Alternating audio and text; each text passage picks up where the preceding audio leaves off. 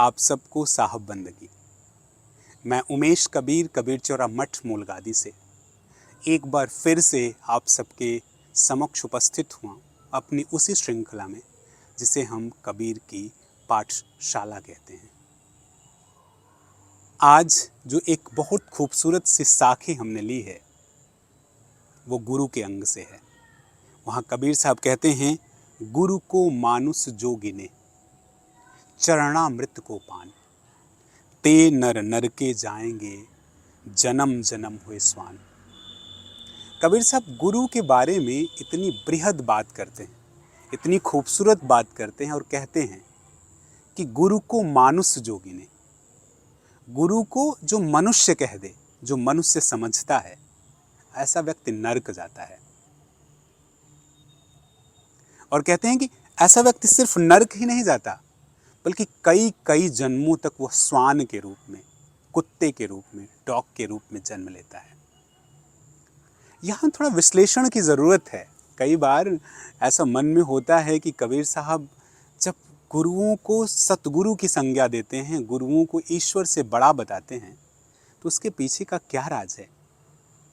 क्या आज के वो तथाकथित गुरु जो सिर्फ इस बात में उलझे हैं कि उन्हें प्रसिद्धि कैसे मिल जाए, जो सिर्फ इस बात में उलझे हैं कि वो तमाम लोगों से पैसे कैसे छीन लें, तमाम लोगों की संपत्तियों को कैसे हथिया लें, क्या कबीर साहब ऐसे गुरुओं की बात कर रहे हैं? No, I disagree with this point. It is very important to understand the way Kabir Sahib is talking, and it is very important to understand what Kabir Sahib is trying to tell us।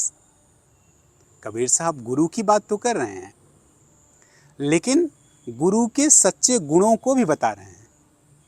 ऐसा गुरु जो इन चीज़ों में उलझा हो, जो संपत्तियों में उलझा हो, जिसे ढेर सारी प्रॉपर्टी चाहिए, जिसका आध्यात्म से कोई नाता नहीं है, जो सिर्फ एक नाटककार बन के रह गया है, ऐसे व्यक्ति को मनुष्य जानो या कुत्ता, कोई फर्क नहीं पड़ता।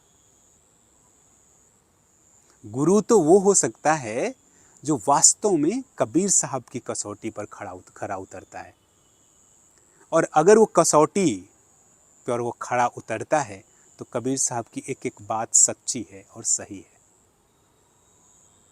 और अगर उस कसौटी पर वो नहीं उतरता तो उसमें कबीर साहब का कोई दोष नहीं है, क्योंकि कबीर साहब जिस गुरु को मनुष्य न कहने की बात कह रहे हैं वह एक ऐसा पथ प्रदर्शक है जो आपको सच्चे अर्थों में आपके जीवन का अर्थ बता देता है, जो आपको आपसे मिला देता है। ऐसे गुरु की बात कबीर साहब कर रहे हैं। तो यदि आप भटके हैं और आप किसी ऐसे गुरु के पास जा रहे हैं जिसे खुद ही नहीं पता वो सच जो आपको बता रहा है, तो इसमें गलती कबीर साहब की नहीं, गलती आपकी है। क्योंकि कबीर साहब की पूरी परंपरा में प्रेम आता तो है लेकिन विवेक के साथ। प्रेम आता तो है लेकिन वहाँ विवेक आवश्यक हो जाता है। विवेक करने की पूरी छूट कबीर साहब देते हैं। इसलिए हम कभी भी कबीर साहब कि इन साखियों को अपने जीवन में अपना कर इस पूरी कहानी को समझ सकते हैं, अपने जीवन की कहानी को समझ सकते हैं, अपने उस उद्देश्य को समझ सकते हैं जो हमारे जीवन के लिए आवश्यक है। तो हाँ, कबीर साहब की इस पूरी श्रृंखला में, गुरु की श्रृंखला में, आइए हम सब सीखते हैं सच्चे गुरु को पहचानना। और अगर ऐसा सच्चा गुरु मिल जाए तो मनुष्य तो हो ही नहीं सकता, वो देवताओं से भी महान हो सकता है। क्यों? क्योंकि वो आपके पथ को प्रशस्त कर देता है, आपको रास्ता दिखा देता है।